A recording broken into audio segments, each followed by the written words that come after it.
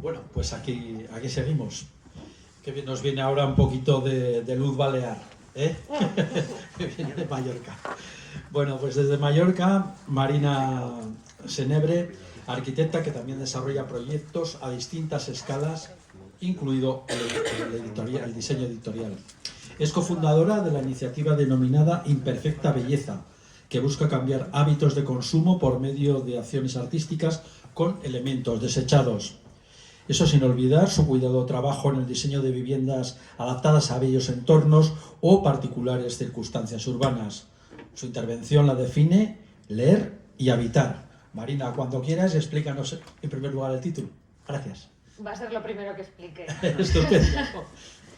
Yo realmente lo primero que quiero hacer es daros las gracias por estar aquí y a la organización por invitarme y también al resto de los ponentes, porque tengo la sensación de que estos días he aprendido yo muchísimo y eso me encanta. Bueno, yo me llamo Marina Senabre y soy arquitecta y también soy diseñadora gráfica. Cuando me preguntan qué hago o a qué me dedico, a mí me gusta pensar que me dedico a desarrollar, a diseñar conceptos que luego voy a desarrollar en un espacio que bien se va a leer o bien se va a habitar. Y de ahí es el título. El resultado es una reflexión sobre las relaciones que pueden generarse en ese lugar, que puede ser un libro, que puede ser una casa, una intervención efímera o realmente cualquier pieza intermedia. Es decir, es una reflexión sobre si el proceso creativo puede ser independiente de la disciplina y definirse, por ejemplo, por otros parámetros, como pueda ser la escala. Y aquí me gusta hacer una brevísima alusión, porque hace 100 años en la Bauhaus convivían arquitectos y diseñadores, tenían talleres comunes, aprendizaje común, y era a medida que iban avanzando en sus estudios cuando se iban especializando, y unos al final fueron pintores, otros arquitectos, otros diseñadores industriales. Eso quiere decir que realmente llevamos mucho tiempo planteándonos cuestiones como si se puede diluir la línea entre las disciplinas o si las disciplinas pueden enriquecerse unas de otras dentro de un proceso. Uy, se me ha ido una... Aquí debería haber una imagen, o sea, como una línea más, pero bueno, lo que voy a hacer, o lo que voy a intentar, es dar... Uy, no, bueno.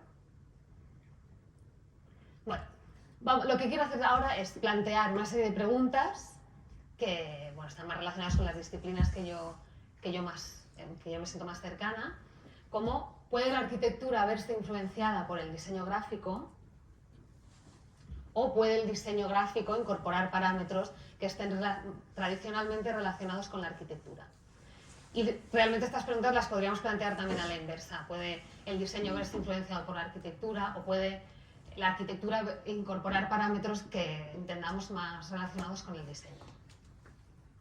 Así que lo que voy a hacer en esta charla es intentar dar respuesta a estas cuestiones explicando algunos proyectos que hemos desarrollado en los últimos años.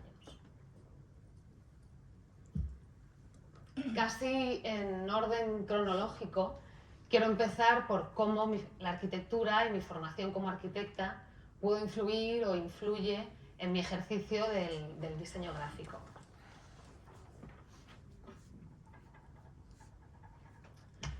A mí me gusta compaginar siempre la actividad del estudio con proyectos de carácter más personal. En ese sentido, en esa parte de los proyectos de carácter personal, soy cofundadora de La Imperfecta Belleza, que bien comentabas, que es una iniciativa completamente interdisciplinar que pretende replantear perspectivas asumidas y cambiar los hábitos de consumo. Me gusta empezar y quería destacar este proyecto porque creo que ahora veréis, es un proyecto completamente multidisciplinar que reúne pues a lo mejor lo que puede ser más cercano a mí, arquitectura efímera, diseño editorial, diseño de un espacio efímero, pero también a lo mejor disciplinas a las que yo me sentía mucho más alejada, como puede ser la gastronomía, el food design. Además creo que es precisamente mi formación como arquitecta la que me permitió ver el proyecto desde una perspectiva quizá más tridimensional y entender que un concepto es capaz de extenderse en un espacio que íbamos a ocupar en cada uno de los eventos. Esto ahora lo veréis. Además es interesante porque también tratábamos temas pues, ecología, reciclaje, cultura del aprovechamiento, y creo que esto pues, bueno, está muy de actualidad. Así que el proyecto consistió en una trilogía de acciones artísticas compuestas íntegramente por productos que se descartaron por no cumplir los cánones estéticos.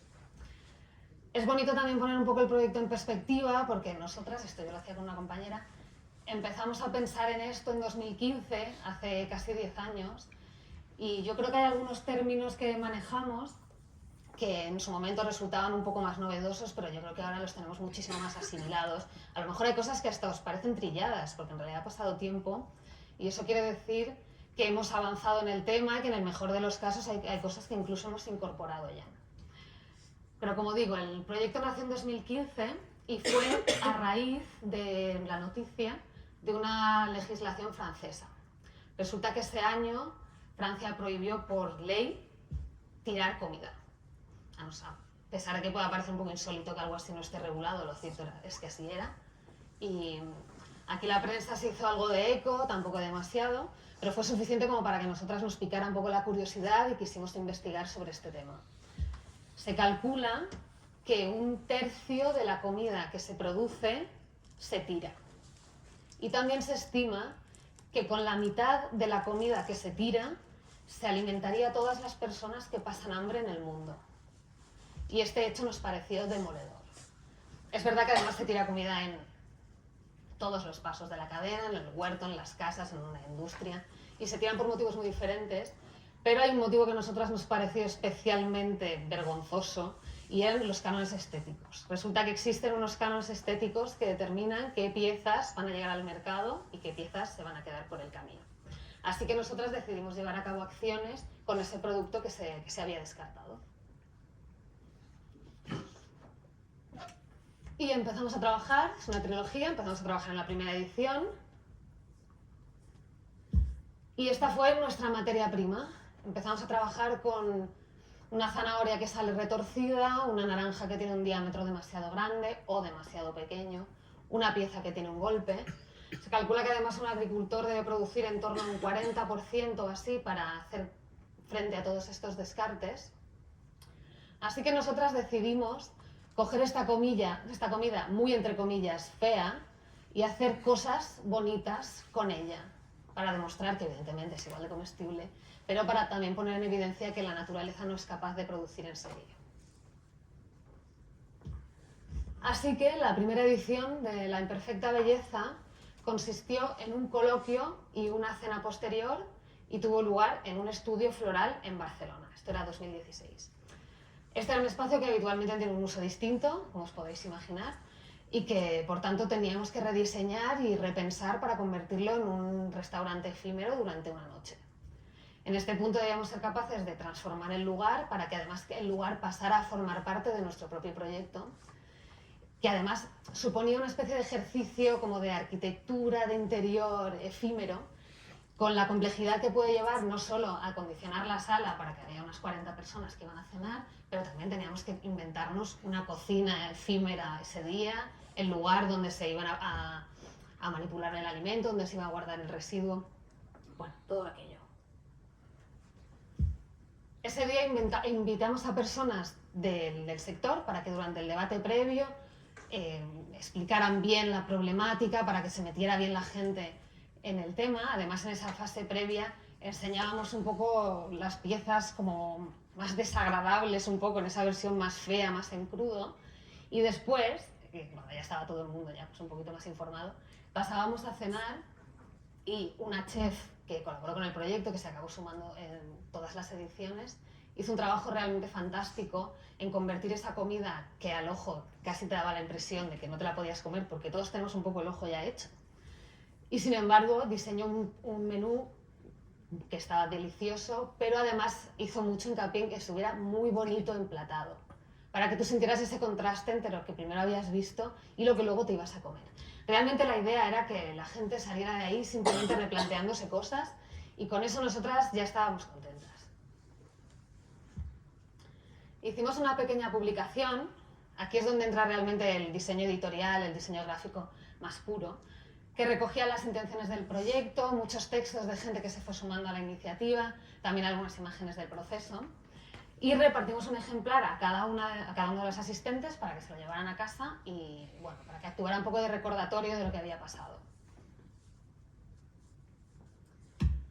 A un nivel editorial, lo cierto es que bueno, siempre se trabajaba un diseño muy rotundo, como muy sencillo, pero nunca queríamos que entrara en competición con lo que realmente creíamos que era el protagonista, que es sobre todo el mensaje, la fotografía y el contenido. Así que queríamos que fuera un poquito aparentemente invisible cuando entra en diálogo con las imágenes.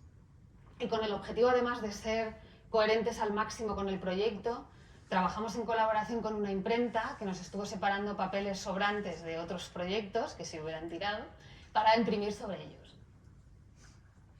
Pero además también trabajamos en colaboración con un estudio de serigrafía que nos estuvo también pues, guardando los restos de papeles de proyectos durante mucho tiempo para estampar las portadas sobre esos papeles. Y es bonito porque al final surgió un conjunto que cada portada tenía un color diferente, una textura distinta, la tinta pillaba de una forma u otra según qué textura, y por ejemplo ves una A que parece que tenga un error, pero no lo era. Y a nosotras nos gustaba porque representaba bastante lo heterogéneo de la naturaleza. Además he traído un ejemplar de cada edición, por si luego queréis echar un ojo, pues ahí están.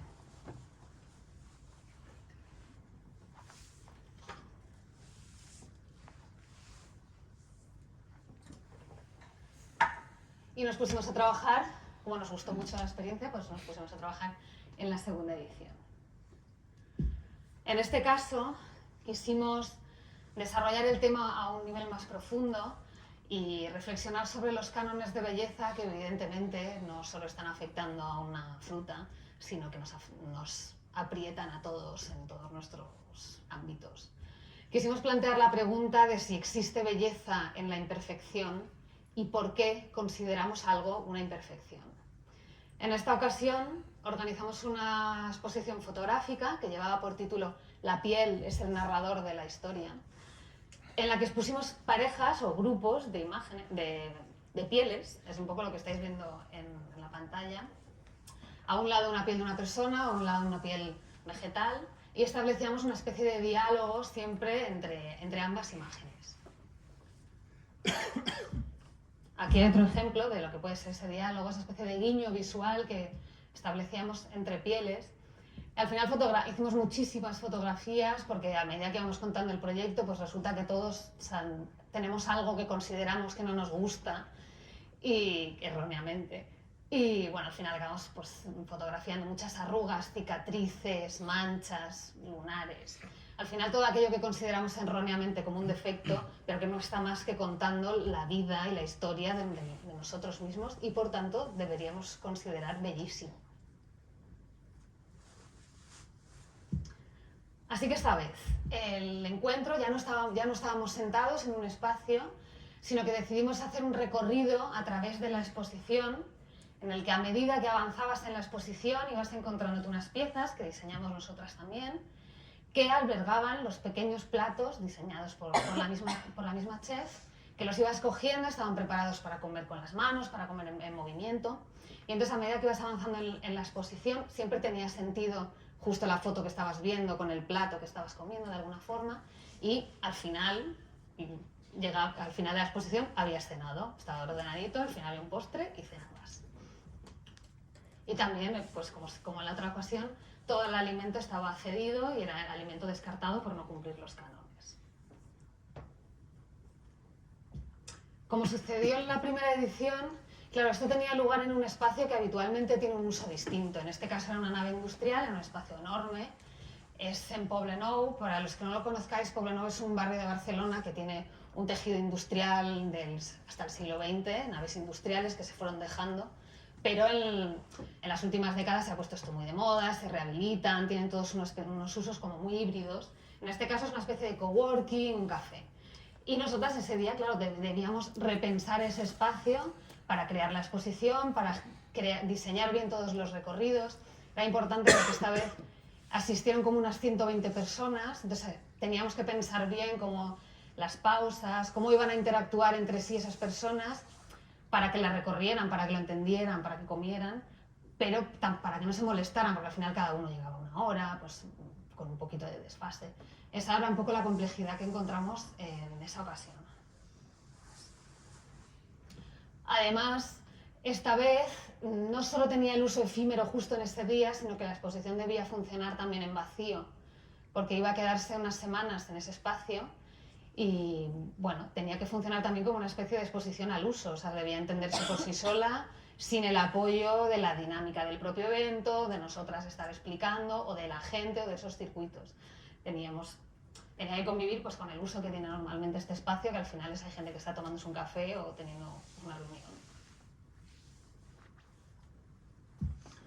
Y en este caso también, como sucedía en la primera edición, preparamos una pequeña publicación. En este caso era una especie de catálogo de la exposición, porque recogía nuestro manifiesto y también toda la serie de las fotografías.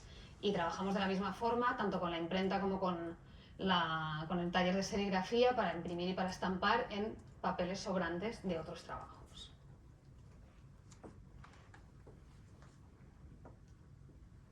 Y vemos un poco pasado un poco lo mismo. Es un diseño muy limpio, como muy rotundo, pero al mismo tiempo dejaba bien el protagonismo a la imagen, que en este caso era más potente.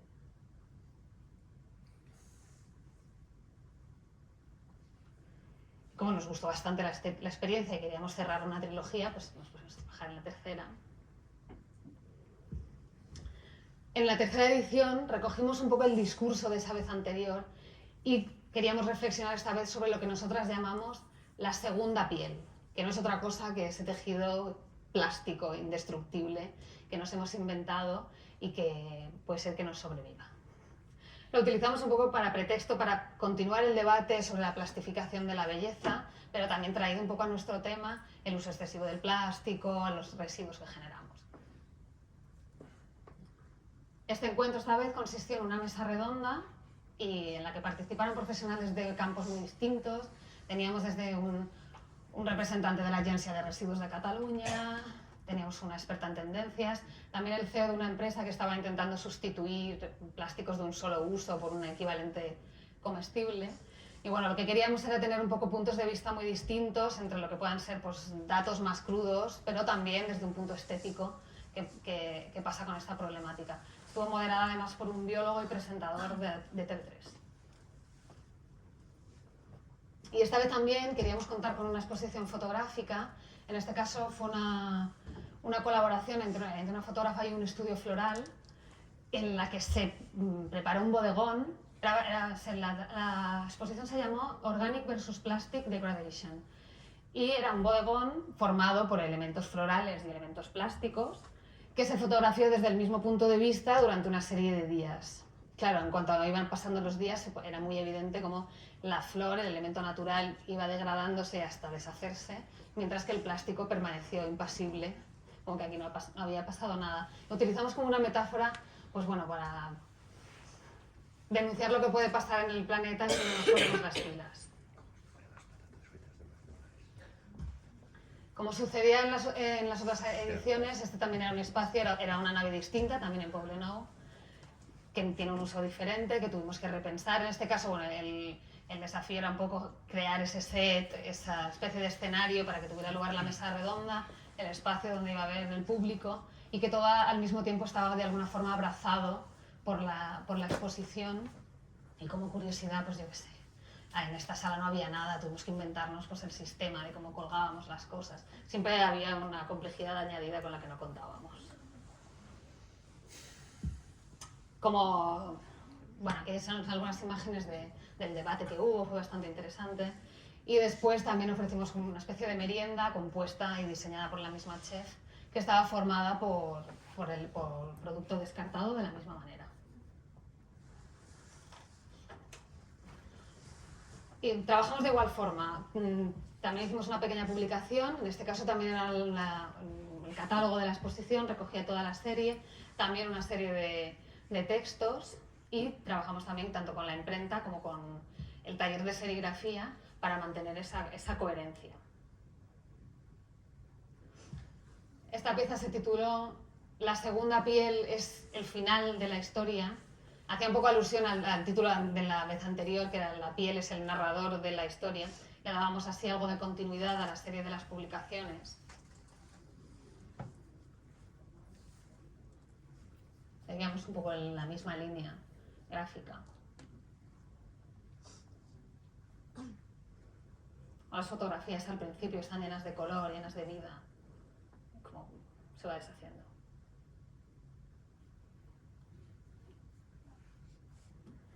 Y en este caso quiero recoger el texto que escribimos nosotras para esta edición, y creo que actúa un poco como resumen de toda la trilogía. Lo voy a leer. Es la perfección sobre la naturaleza, la juventud sobre la experiencia, la turgencia sobre la sabiduría, el miedo al paso del tiempo, la negación del proceso natural. Tenemos una piel que se arruga, inventamos otra indestructible. Plastificamos la belleza, sin saber que la segunda piel asfixiará la tierra y toda la belleza que en ella había. Y esto lo utilizamos un poco como cierre de la trilogía.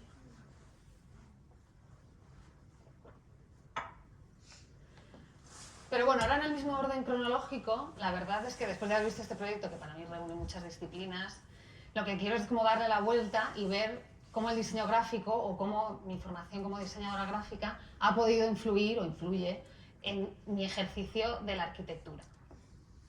Y para ello voy a contar 3 proyectos. Voy a empezar por la Casa E. La Casa E es una vivienda unifamiliar aislada que se encuentra en el centro de la isla de Menorca, en una zona rodeada de colinas. Esta es la parcela antes de que hiciéramos nada. Como veis, no sería el típico enunciado de una casa en Menorca, porque no estamos mirando el mar, de hecho no lo tenemos ni cerca, no está en la costa. En su lugar estamos en una especie de paisaje sinuoso, una especie de mar de colinas, que además, aquí la foto la estamos viendo en blanco y negro, pero este mar de colinas cambia de color con las estaciones. Claro, hay veces que es verde, hay veces que es marrón, hay veces que está florido.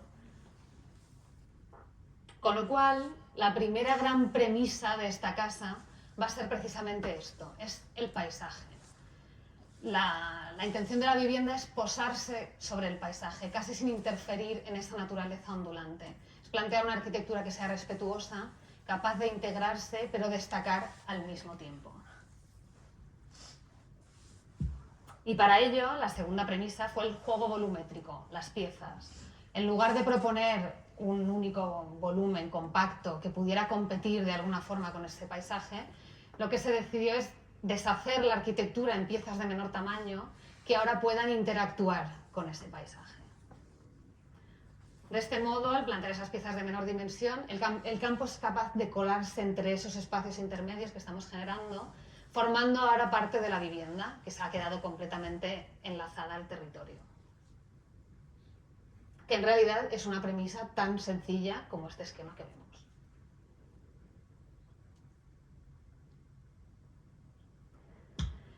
Pero igualmente importante es el lenguaje que vamos a utilizar. La arquitectura va a hacer suyo un lenguaje tradicionalmente gráfico y va a incorporar sus parámetros para conseguir la pureza compositiva. Es decir, el lenguaje que vamos a utilizar al final va a ser la composición, la proporción, la estética, la relación entre diferentes piezas geométricas, cómo se relacionan entre sí unas dentro de otras, pero unas con las otras. Y yo creo que es en esta imagen que es el alzado más icónico de la vivienda donde lo estamos ya viendo. Es un ejercicio extremo de síntesis entendido como lenguaje arquitectónico. Y además aquí me permito hacer una prueba. He dejado el alzado 5 segundos, creo. Pero a mí me gustaría pensar que la gran mayoría de vosotros con esos 5 segundos ha tenido suficiente para recordar el alzado. Que ahora mismo con un lápiz creo que casi todos podríamos hacer un bocetito y nos acercaríamos mucho a ese alzado. Creo que aquí estamos viendo que resulta evidente la influencia del diseño gráfico, porque lo que estamos haciendo es casi generar un icono, algo que reconoceríamos. casi como en un ejercicio de identidad visual o de branding, lo que podríamos hacer una especie de logotipo y fácil de recordar. Además, incorporando estos parámetros, utilizando estos parámetros más ligados al diseño gráfico, lo que hacemos es beneficiarnos de ese lenguaje, enriquecernos de la interacción de las disciplinas. Y una vez establecido el lenguaje, esta vivienda se plantea como una conversación. Es un diálogo entre dos piezas arquitectónicas que representan, por una parte, la construcción más vernácula de la isla de Menorca, lo que allí se llaman bolleras, son unas pequeñas construcciones de piedra, normalmente a dos aguas, están asociadas a los campos, a los predios, y por el otro lado, la arquitectura contemporánea. En los alzados, que además aquí vemos grafiados de una forma muy icónica, es intencionado, casi como iconos, vemos claramente tanto la representación de ambas arquitecturas como ese lenguaje adquirido. Y en este alzado, que ahora se transforma en la realidad, vemos perfectamente que se ha materializado la intención del proyecto sin perder pureza compositiva, pureza gráfica. Creo, por lo menos para mí personalmente, el gran logro de este proyecto, lo que más me gusta a mí, es como haber llegado al final del proceso siendo muy estrictos, muy rígidos y priorizando la composición y la pureza gráfica. La siguiente premisa del proyecto es un poco, está muy relacionada con la primera de todas. También es poner en valor el paisaje, pero ahora desde dentro de la vivienda. Y esto se va a conseguir gracias a las grandes aperturas cuadradas, son 2 metros por 2 metros, por las cuales el campo parece que se cuela dentro de la vivienda. Y lo llevamos un poquito más. Me gusta pensar que el campo lo estamos elevando a la categoría de arte, porque ahora veremos que está enmarcado en la pared.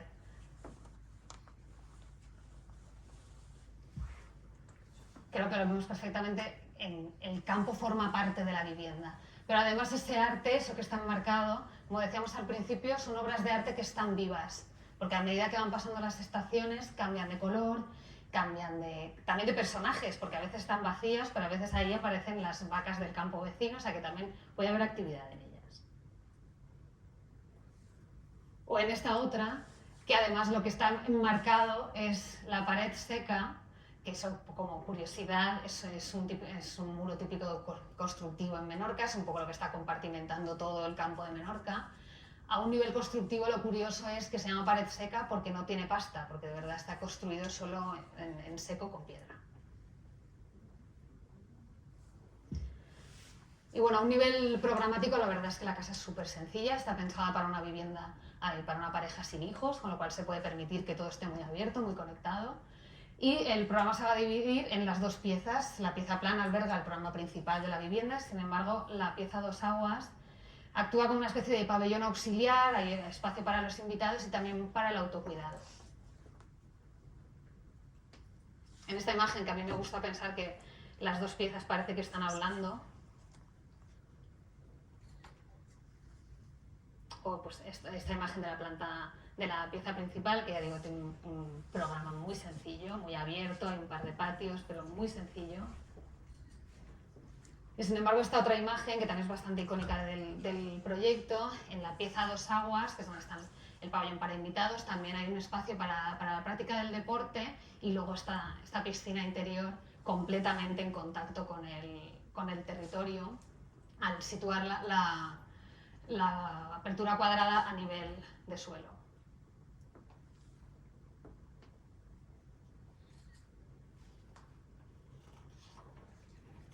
Bueno, también es muy importante, a mí siempre me gusta pensar que la materialidad es fundamental en una vivienda a la hora de representar la identidad y el carácter de un proyecto. En este caso hemos incorporado una paleta cromática muy suave que intercalamos con materiales nobles como la madera o la piedra de Menorca.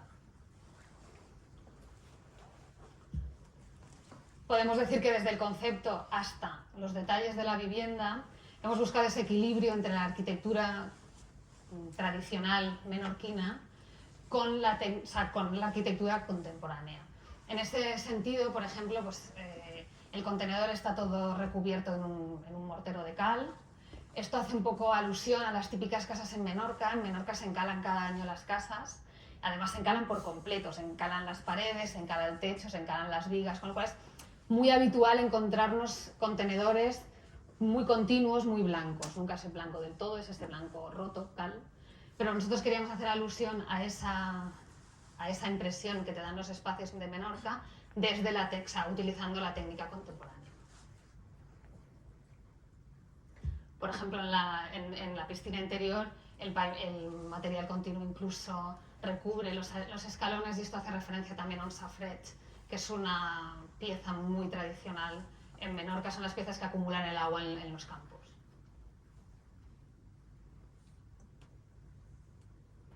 He querido recoger algunas imágenes más. En estas que volvemos a ver, pues, la importancia del juego compositivo, la importancia de la relación entre las distintas piezas, unas dentro de otras y unas con otras. Y también algunas imágenes más de la materialidad interior, que vemos que hace esa referencia siempre a lo que era una vivienda tradicional menorquina, pero trasladada al momento actual.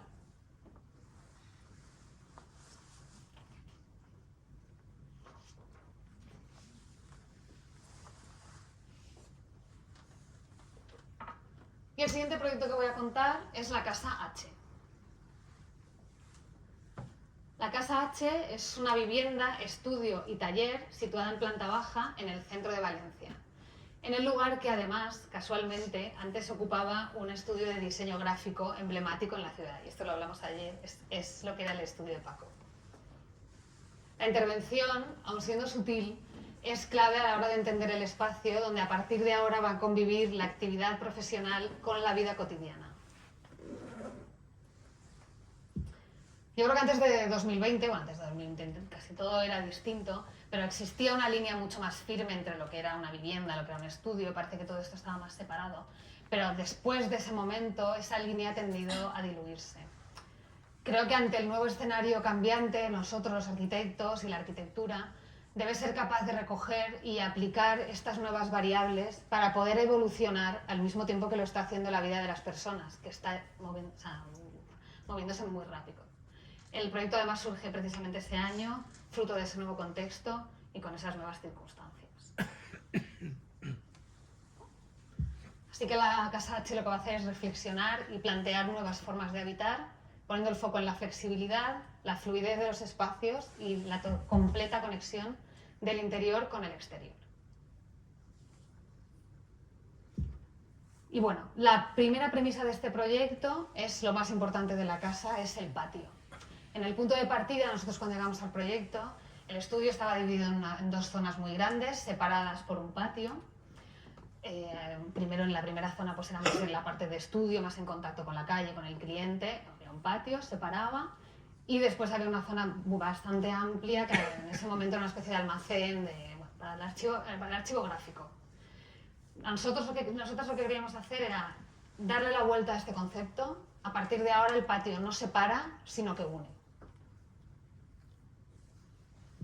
Así que la clave va a ser situar una nueva pieza de conexión entre ambas partes de la vivienda y además situar la cocina en ese punto estratégico de la vivienda. Es más, al situar cristaleras de hierro, ahora las veréis, completamente permeables en todo el perímetro del patio, lo que hacemos es un poco enfatizar y forzar a que la línea entre la cocina y el patio se desdibuje y de esa forma la dimensión de la vivienda se vuelva variable. Es como el espacio exterior a partir de ahora va a formar parte fundamental de la casa. Se va a convertir en el núcleo. Y en estas primeras imágenes ya vemos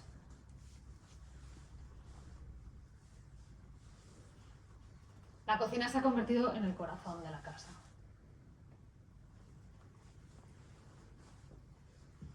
El segundo punto de partida era la fluidez.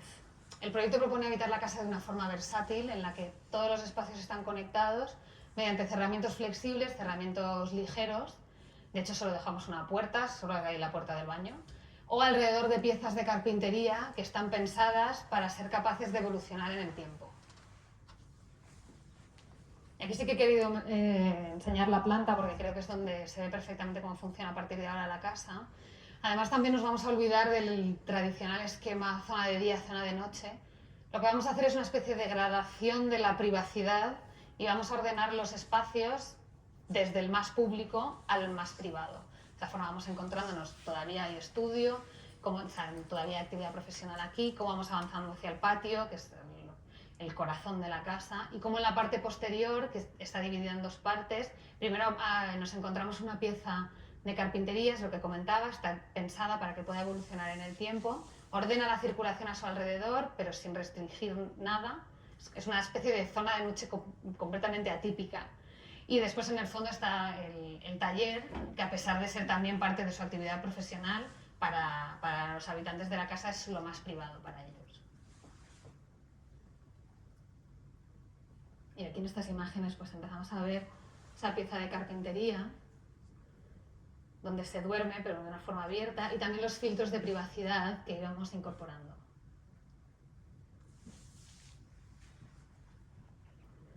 Siempre quisimos poner mucho énfasis en la conexión del interior con el exterior, y esto se consigue por una parte mediante, he dicho, esas cristaleras de hierro que son totalmente permeables, también con el nuevo pavimento en hormigón que se extiende desde el interior hasta el exterior de una forma continua, sin cambios de nivel, sin cambios de materialidad. Esto yo creo que enfatiza muchísimo esa sensación de conexión entre el interior y el exterior de la casa. O sea, yo creo que en esta imagen, por lo menos para mí, yo veo perfectamente que la vida va a tener lugar dentro o fuera, que esa planta no sabemos muy bien si está dentro o fuera, o que la circulación va a encontrar formas muy distintas de ir de un punto a otro. Y esto es lo que realmente creo que refleja la vida, o la forma de vivir de la pareja que habita la casa, que es precisamente esto. Y en la materialidad de la casa, yo creo que ya os habréis fijado, para mí destaca sobre todo el uso del color. El color aparece de una forma potente, de una forma gráfica, el verde intenso aparece en bloque y se convierte de alguna forma como de protagonista de la identidad visual de la casa, es casi un elemento corporativo. O sea, si de esta casa hiciéramos un manual de identidad, seguramente el verde sería protagonista y sería el color corporativo. Aquí lo vemos. Creo que es otro ejemplo de cómo, utilizando un lenguaje que quizá no es el que nosotros sentimos más tradicionalmente relacionado con la arquitectura, podemos enriquecer nuestros procesos. También existía desde el principio una intención de representar la estética japonesa. También los habitantes son amantes de la cultura nipona. Y esto al final lo conseguimos con esa carpintería interior en abedul, con el pavimento continuo, pero sobre todo con esa serie de cerramientos ligeros y flexibles que iban tamizando la privacidad, la luz, consiguiendo esa sensación de recogimiento que también es muy japonés. Yo creo que esta imagen respira Japón, pero tampoco queríamos caer evidentemente en el efecto parque temático, tampoco queríamos hacer una representación de una casa japonesa, sino representar un poco cómo puede enlazar con el Mediterráneo, con el lugar en el que realmente se encuentra la casa.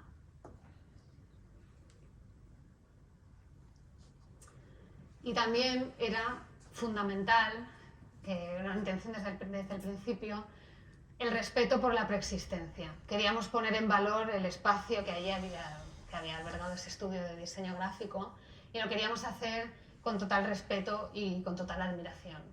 En ese sentido, pues por ejemplo, mantuvimos los pavimentos de madera que hay en la primera parte, los restauramos todo con mucho cuidado. También hay unas paredes de hormigón que están no sé si te acuerdas, en el fondo, que todavía está el logo. Esto no tengo foto, me sabe fatal, pero todavía dejamos el logo, está muy presente, que era fundamental en el proyecto. Había algo muy sentimental aquí. En esta imagen, que es de la primera parte de la vivienda, lo vemos. Bueno, es el pavimento, que lo restauramos con muchísimo cuidado, las estanterías de obra siguen estando, esa primera cristalera que es original.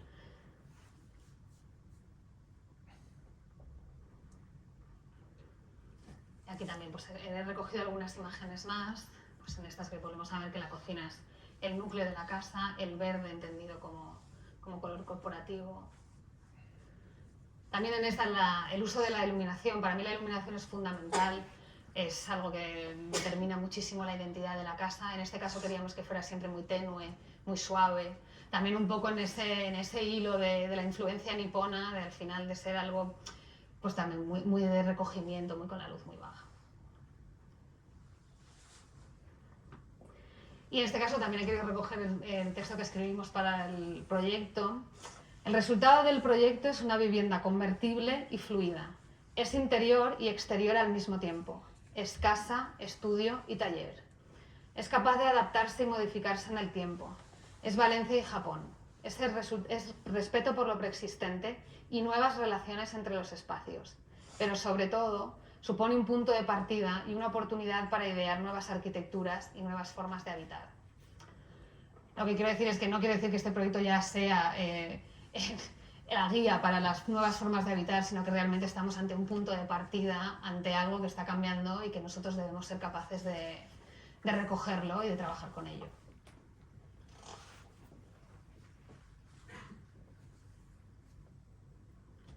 Y ya el último proyecto que voy a contar es la Casa CC. Esta casa es una vivienda unifamiliar entre medianeras, es de nueva planta y está situada en un enclave privilegiado.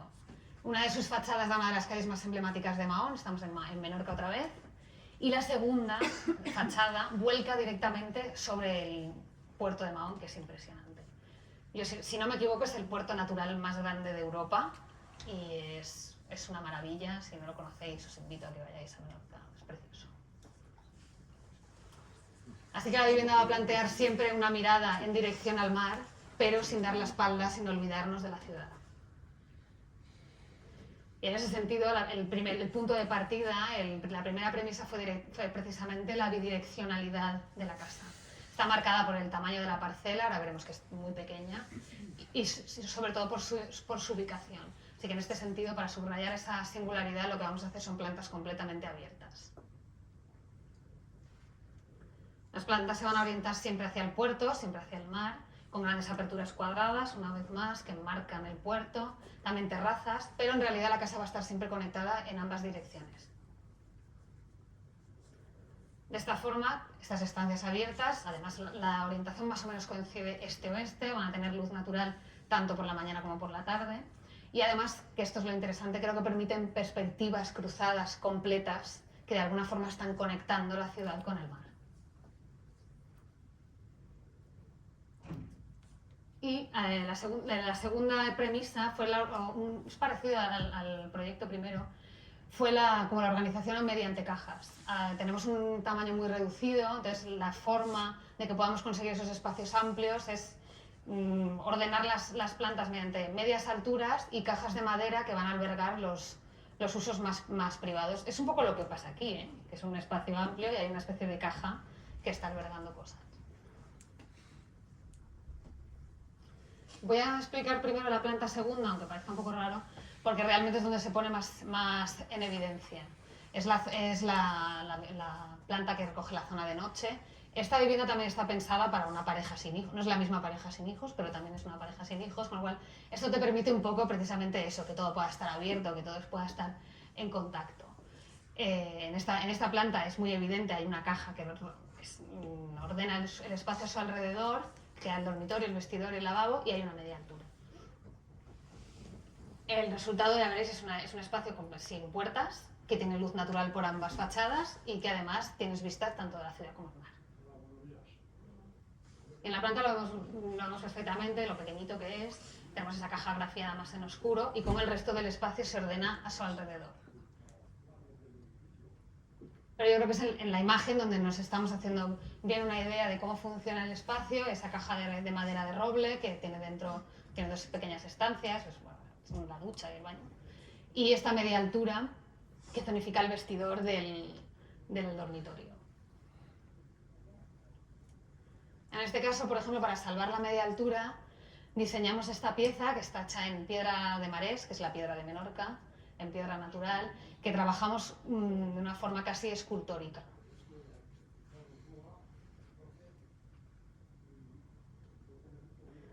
En la planta primera veréis que también hay una diferencia de altura, también hay una caja de menor tamaño, pero esta sí que es una planta completamente abierta.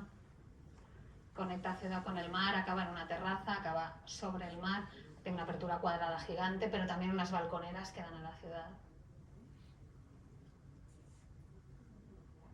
Aquí vemos tanto la media, bueno, en este caso es una diferencia de nivel muy pequeño, pero zonifica lo que es el comedor del salón. Y también todo el mobiliario a medida que en este caso diseñamos para cada uno de los espacios. Lo cierto es que este proyecto se planteó desde el principio como una especie de híbrido entre disciplinas y le dio la misma importancia casi a la arquitectura que a la arquitectura de interior, y eso al final incluía pues, todo el mobiliario hecho a medida, también el interiorismo, y siempre lo desarrollamos desde un punto de vista muy visual, muy plástico. Como pasaba un poco también en la casa también la materialidad de esta casa también busca ese equilibrio entre la arquitectura menorquina desde una perspectiva contemporánea, y en este caso reúne mucha madera de roble, pavimento continuo, estuco de cal también en todos los tanto en paredes como en techo, es alusión otra vez a la casa mediterránea, a la casa menorquina, y aquí también aparece la piedra de marés en puntos muy singulares en los que va a ser protagonista.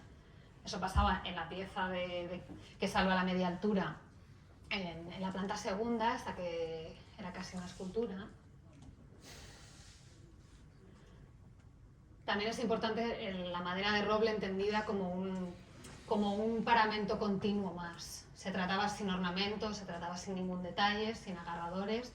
Era para darle énfasis a la belleza del material, al natural. Y la piedra que vuelve a aparecer, pues por ejemplo en este lavabo, que en esta imagen no se ve por completo, pero tiene 2 metros de largo, es una piedra tallada. Y de esta casa también me gusta destacar la cocina. Cuando llegamos al proyecto, después de una demolición, hacía muchos años, que era un solar, pero en una esquina parecía quedar un resquicio de lo que era la cocina original, y quedaban algunos de estos azulejos y decidimos guardarlos con cuidado para luego incorporarlos en la cocina nueva, una especie de guiño a la preexistencia.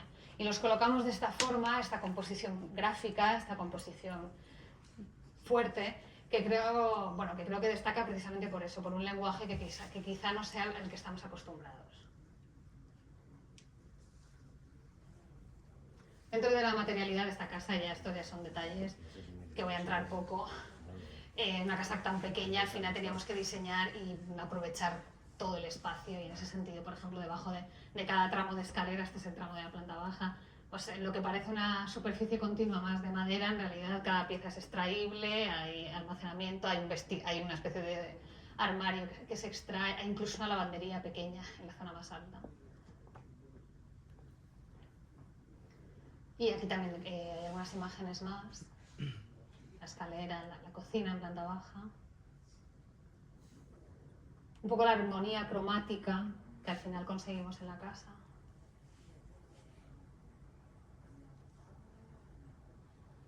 Como decía, el mobiliario que diseñamos a medida, también la barandilla de primera planta también la diseñamos, los pavimentos de exterior, que son todos en piedra. Y algunas imágenes de los exteriores. En la primera realmente, creo que no se ve, pero ahí esa foto del puerto de Mahón se ve la vivienda, realmente es la única que tiene las aperturas cuadradas. En la segunda es una imagen desde la planta tercera, que es solo una terraza, que la línea de fachada se mantiene, pero hay un gran agujero que enmarca el puerto. Y la última imagen pues es la fachada a la ciudad, que respeta la composición, la simetría, la carpintería de lo que son las fachadas tradicionales en Menorca. ¿En la primera foto dónde está? Búscala. No, está aquí a la derecha.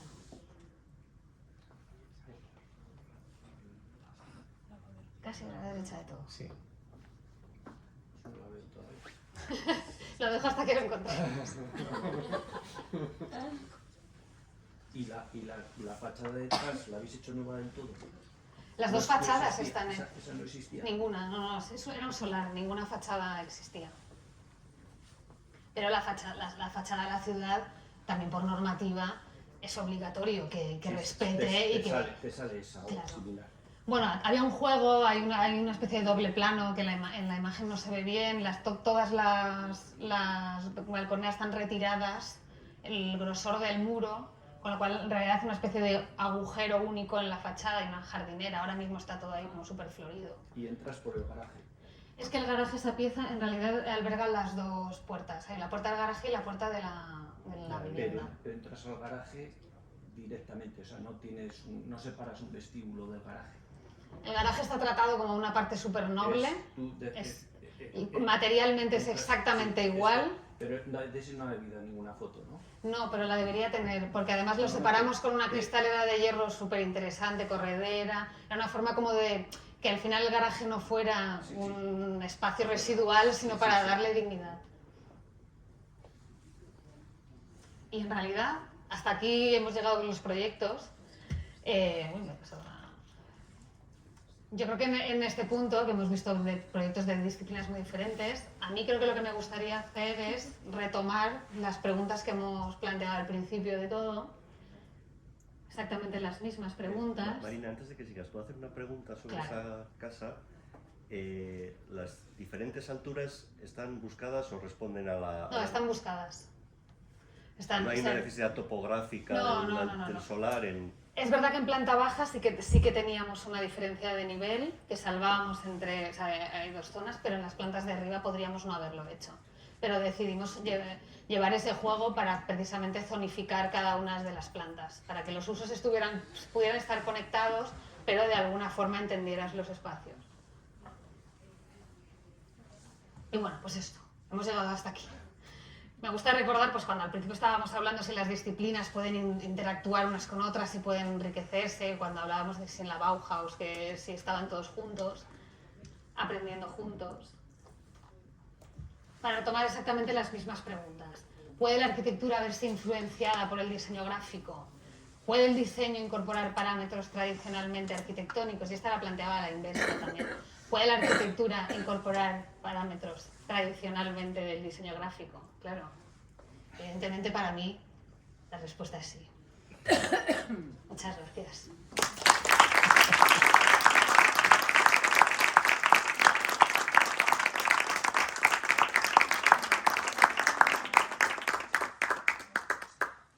Y ya está. Y como tampoco he venido yo a autorresponderme a mí misma, ¿sabes? O sea, que si queréis iniciar, me encantaría que tuviéramos tiempo para hacer debate, para reflexionar sobre esto. Pero si no tenemos, pues reflexionar cada uno en su casa. Si tenéis cualquier pregunta, adelante. ¿Alguna pregunta? Bueno, yo sí quiero pensar. Lo primero, felicidades, porque lo que has enseñado no es la imperfecta belleza, es la belleza. Y es una pregunta muy proseca, porque tu trabajo no tiene precio. ¿Cuáles son los honorarios que has cobrado? No, ¿Qué tema este? No, pero te lo digo, es que no tiene precio lo que tú has hecho. No, yo creo que no hace falta micrófono, ¿no? ¿Lo oís todos? No, sí.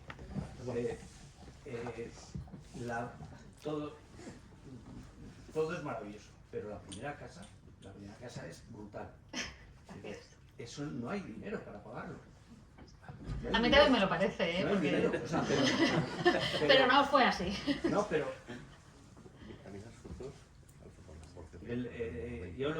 porque claro, yo supongo que tus honorarios habrán sido estándar, pero es que tu trabajo es brutal. Oh, gracias. Es brutal. La verdad es que era no sé, yo pensaba que era una bollera, yo pensaba que no era una... que no había nada dentro. No, porque conozco muy bien Menorca y estaba convencido que esa casa era una bollera, que la habías que ya recuperado, existía. Porque mira, eso es muy buena. No, es verdad. Y además porque es muy difícil conseguir hacer un proyecto en el campo, porque no te dejan construir nada. Es que realmente no está, parece, pero no está en el campo del todo. ¿Está en las afueras de Mercadal? Sí. O sea, has hecho las fotos hacia claro, desde es dentro, ¿no? O sea, si haces hacia el otro lado sale el pueblo. No es el pueblo, hay una urbanización como en formación en las afueras de Mercadal, como hacia las colinas. ¿Hacia el Monte Toro? ¿Hacia Fornells? No, hacia las playas del norte. Hacia Fornells. No, como si sales saliendo... a Caballería. Vale, sí. Vale. pues, o Pregonda o tal, por ahí. Vale. Ahí hay una organización nueva. Pero estás en el pueblo, o sea, Sí. estás justo donde, vamos a decir, en los arrabales del pueblo y Sí. ahí empieza. Sí, Vale. lo que pasa es que aquí sí que tiene... No, ahí las fotos están hechas, Están vamos, hechas, con, pues, vamos, desde con donde la... deben estar. Vamos. Tiene también la ventaja que es como la última parcela, entonces, Sí, y no. alrededor no hay más, todo No, lo, no, o sea, y ese es el sus paisaje de lindes... Menorca. En cualquier sitio que pongas la casa te sale Sí, ese paisaje. sí. O sea, eso no tiene truco. Sí. Pero sí. Bueno, si haces la foto en otro sentido, no es tan bonita. Y también había una cosa como, esto es como una intimidad, pero había una cosa que como de normativa en esta casa, porque esa urbanización te exige un porcentaje de cubierta inclinada. Entonces, claro, hay unos engendros, o sea, hay unas cosas en esa urbanización, tela. Y aquí, pues bueno, trabajamos un poco lo que a mí me parece ingenioso, que es coger una limitación, como puede ser una normativa, y jugar a tu favor. Y eso me parece, bueno, Sí, sí. me gusta. Sí, sí. Sí, Marina, hay una cosa que me ha llamado la atención en uno de los detalles que has planteado, que tenéis uno de los textos, mucho cuidado con el detalle. Y en la última casa me llamó la atención los interruptores. Son muy bonitos. ¿Quieres saber qué marcas son? Me parecen unos interruptores muy curiosos, o sea, como con un guiño antiguo, ¿no? Sí, en realidad es justo eso. Es un poco lo que pasa en toda la vivienda, hace un poco un guiño al típico mecanismo antiguo, el que es como de Sí, que era como una mariposa, sí. pero como desde la perspectiva contemporánea son como en cobre. Ajá. Son bonitos, sí. ¿Y qué marcas son? Son Fontini. Bueno, pues si no hay más preguntas... A mí me sale apoyar la primera pregunta, ¿no?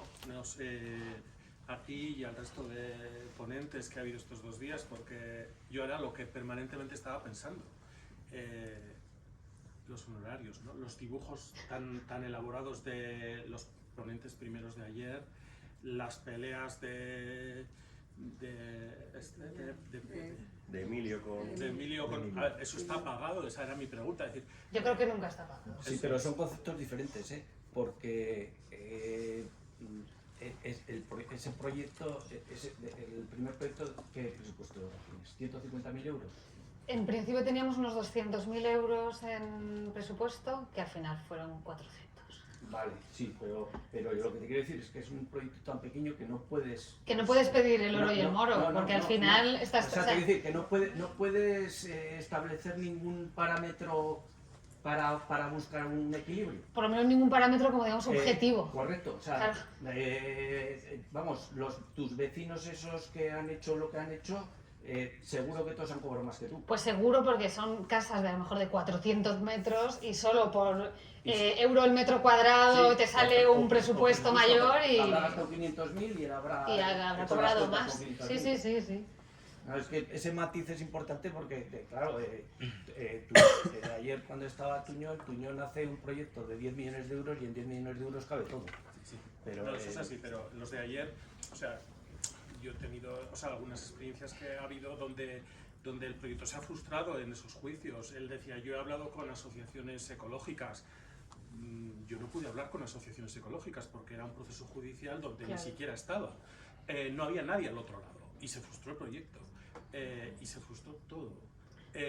Y podía haber sido un proyecto también de mucho dinero. Eso me salía con Tuñón, por ejemplo. Después con los primeros eran proyectos también pequeños y la presentación que nos trajeron todos, o sea, el gran cariño que... Sí, se notaba y tú muchísimo. mismo todo el trabajo, o sea, el cariño que hay que poner para que salgan estas cosas y no sé, yo creo que, y también pues la asistencia hoy, ayer, yo me pregunto, o sea, esto hay que valorarlo, ¿no? Porque Ya.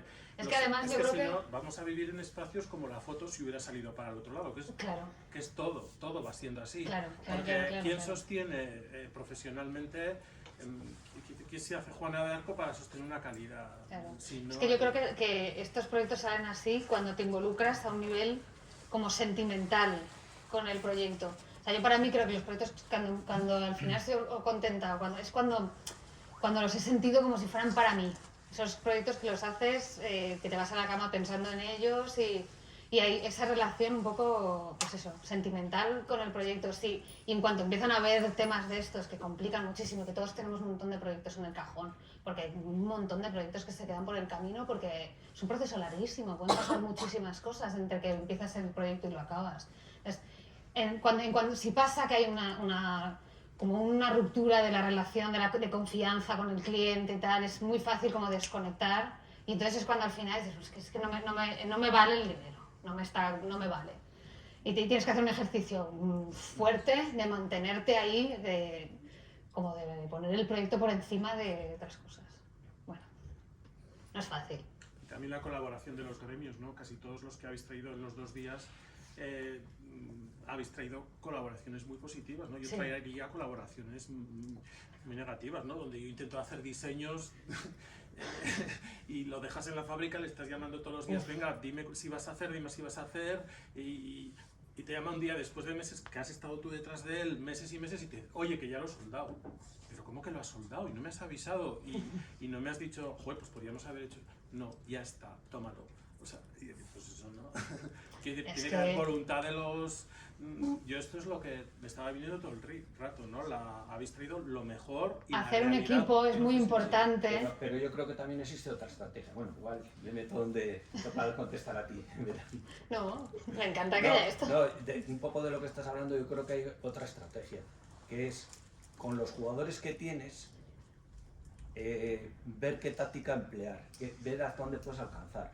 Aquí, con los jugadores del Real Madrid no puedes jugar, o sea, eso está claro.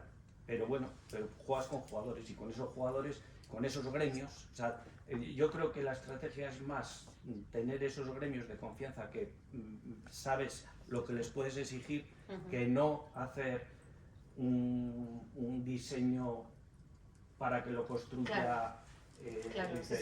Que un carpintero humilde, pero que conoce su oficio, que conoce muy bien su oficio, te puede resolver esos muebles. Claro. O sea, te hace falta un buen carpintero, no te hace falta alguien que haga cosas imposibles, ¿no? Entonces muchas veces tenemos esa confusión, que hacemos aquí, pensamos, dices, el diseño lo hace cualquiera, el diseño no lo hace cualquiera, o sea, lo construye cualquiera, el diseño no lo construye cualquiera. No, la parte de finalización es importantísima.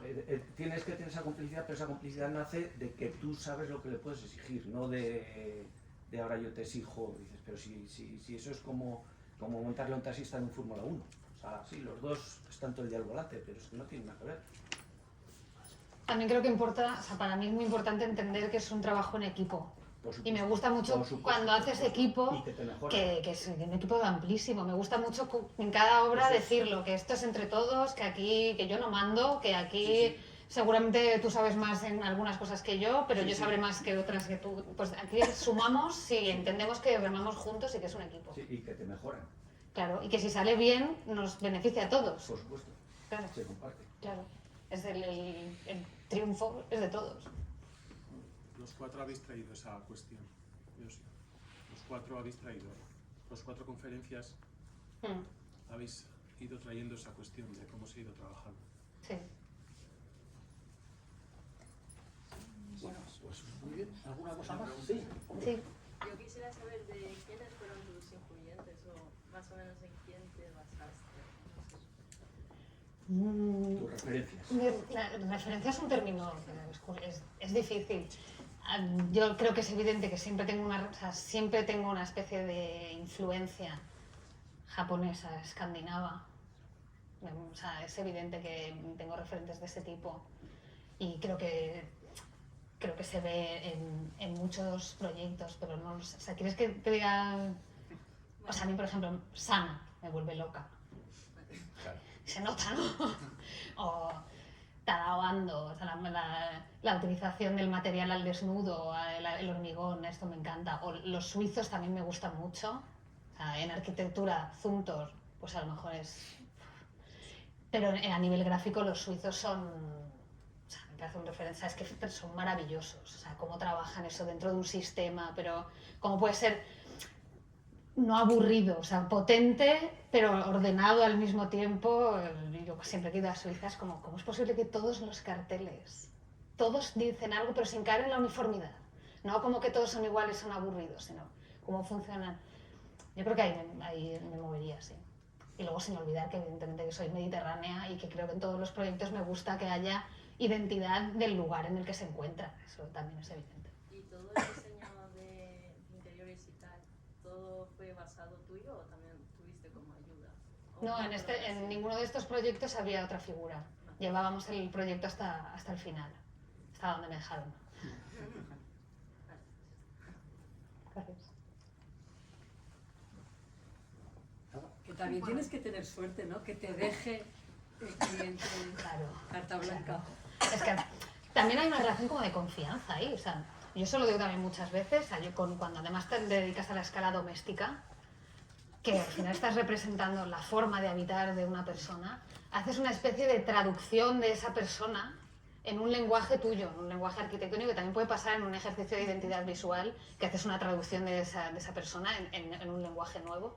Entonces, claro, tú tienes que establecer una relación de confianza, vas a saber cosas íntimas de esa persona y además, para que funcione, te las tienen que decir. O sea, haces un poco de psicólogo también, porque ves, o sea, claro, es que te metes, adquieres un nivel de intimidad que además es necesario, sobre todo para esta escala. Luego en otras escalas quizá no tanto, pero para esta escala es muy importante y esa confianza tiene que existir. Precisamente es curioso que en dos de los proyectos has comentado y has subrayado el hecho de que son parejas sin hijos.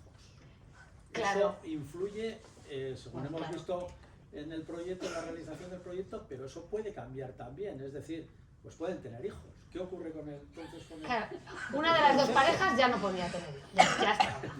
Esa ya estaba. O sea, en esa no iba a pasar, pero en el otro, esto intimidad también. En la casa es que lo voy a contar.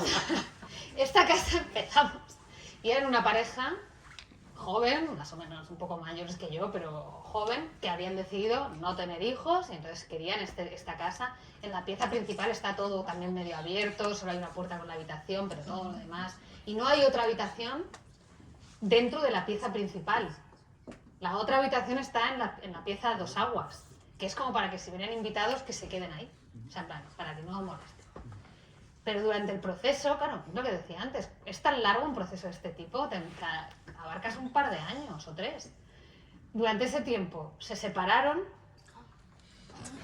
se volvieron a juntar y se volvieron a separar. Y claro, cada vez que había un cambio de estos, la casa sufría modificaciones también, porque de repente ella se iba y pues ahora quiero gimnasio. Entonces le hacíamos un gimnasio. Pero entonces luego ella volvía, no, yo necesito un estudio para trabajar. Entonces íbamos adaptando en la medida de lo posible, porque ya llega una Pensarías fase... en hacerte el seppuku, ¿no? El harakiri. Bueno, o sea, yo pensaba, debíamos haber planteado esto, porque también puedes plantear una casa que sea flexible y que sea capaz, porque la casa de en medio es mucho más flexible y es más capaz de adaptarse a si pasan cosas. En este caso no lo habíamos planteado así, porque estaba claro que eso no iba a pasar. Entonces al final se acabaron separando, ya estábamos al final de la obra, y él se juntó con otra y la dejó embarazada. Como al mes. Y claro, yo ya le decía, ya no puede haber más. Esto ya no puede cambiar. O sea, la casa final de obra. Y me voy. Que salga el dinero. Claro, es como yo ya apañaros vosotros de cómo vais a hacer esto a partir de ahora. Pero menos mal que ya pasó en una fase que ya era eso, era final de obra y ya está, porque si no hubiera sido otra casa. Estaba mal pagado antes, ahora después de saber todo esto. Bueno, la casa se la quedó él entonces, ¿no? Sí, de hecho la estaba pagando. O sea, era suya. Aunque tienes el... Ay, perdón. Vale. Que quería hacerte como una pregunta quizá más personal, que si concibes como tus proyectos como una obra artística, quizá algo más, un proyecto más arquitectónico, o simplemente respondes a las peticiones de un cliente, o igual juntas como todo, porque sí que es verdad que las 3 casas tienen como la misma estética, por así decirlo, y a mí me parece como, joder, si parece hasta una obra de arte, ¿no? Entonces no sé... A ver, yo creo que es inevitable que al final dejamos en nuestras obras parte de nosotros, y también, o sea, creo que Isidro también tiene un sello, ¿no? Yo creo que es reconocible una obra tuya, a pesar de que son tan distintas y tan maravillosas, pero creo que es inevitable que además a medida que vas creciendo a nivel laboral, ese sello te lo vas haciendo. Pero luego es verdad que cada obra es distinta, porque cuando trabajas estas escalas esto es muy tú a tú con el cliente y unos te van a pedir una cosa u otra. Pero para mí, siempre lo he dicho al principio, para mí el principio, lo que yo siento es que yo estoy proyectando desde un concepto. El concepto puede ser el que sea, pero es ese concepto y lo que voy a hacer luego es desarrollar ese concepto, ya sea pues eso, un libro o sea o hasta el final de una casa. Pero para mí lo importante es el concepto. Un concepto puede ser que 2 piezas que hablan, eso es un concepto. O sea, y para mí es importante llevar hasta el final el concepto. Porque en diseño gráfico es más fácil respetar el concepto, porque al final tenemos como menos limitaciones. Pero en arquitectura el proceso también es tan largo y entra normativa, presupuesto, entran tantas cosas que es muy fácil que al final, durante ese proceso, lo vayas como manchando un poco. Entonces a mí sí que me gusta ser muy rígida en que se quede el concepto limpio, que no lo hayamos manchado. No, yo te quería preguntar, bueno, ya has dejado claro que en tus trabajos de diseño hay arquitectura y en la arquitectura hay diseño, pero a la hora de afrontar o sea, ¿qué te satisface más luego hacer? Porque claro, también los trabajos arquitectónicos, ya has dicho, o sea, se demoran mucho tiempo. Pues depende mucho, es que al final a mí la arquitectura me fascina. Entonces cuando tienes un buen proyecto, creo que eso nos pasa a todos, y ayer Rubén lo decía, no nos van a quitar el proyectar, porque eso nos gusta tanto que no lo vamos a dejar de hacer. Lo que pasa es que es verdad que la arquitectura, esos procesos tan largos, a veces tiene altibajos en el proceso, y a veces que te cansas de un proyecto, a veces como que te desconectas un poco, o sea, eso es inevitable. Los proyectos de diseño o cuando trabajas a escala más pequeña, que es como arquitectura de interior simplemente, la inmediatez también como que me gusta. Yo creo que lo que me gusta es combinar. Y al principio los primeros proyectos, La imperfecta belleza era un proyecto que te alimentaba muchísimo como el alma, como que te motivaba muchísimo, pero ahí no veíamos ni un duro. Pero ni uno, ¿eh? O sea, si además siempre lo hacíamos, yo creo que siempre lo hacíamos mal. O sea, éramos... En el segundo cobrasteis el doble que en el primero. Nada de nada. El primero lo dejamos a la voluntad. O sea, nosotras pensando que la gente, o sea, claro que la gente, que estábamos contando algo bellísimo, o sea, que la gente se iba a motivar ahí, o sea, hubo gente que se oía que soltó euros, ¿sabes? O sea, nos salió a pagar como 30 euros. No, tampoco nos salía a pagar, pero... No pagaron ni la cena. Salía para nada. En la segunda pusimos una entrada, pusimos un precio, pero siempre en estas cosas autoeditadas al final siempre sale de repente algún imprevisto y siempre nos quedamos como a cero. No ganamos dinero. Pero tampoco poníamos. Bueno, está bien. ¿Dónde estás? ¿En Barcelona? Esto era en Barcelona porque yo en ese momento vivía en Barcelona, pero yo ahora vivo en las islas, yo vivo entre Mallorca y Menorca. Después, sobre todo, los proyectos están en las Baleares. Y en Valencia porque soy de Valencia. Entonces, claro, siempre al final hay vínculo con Valencia y no lo puedes romper.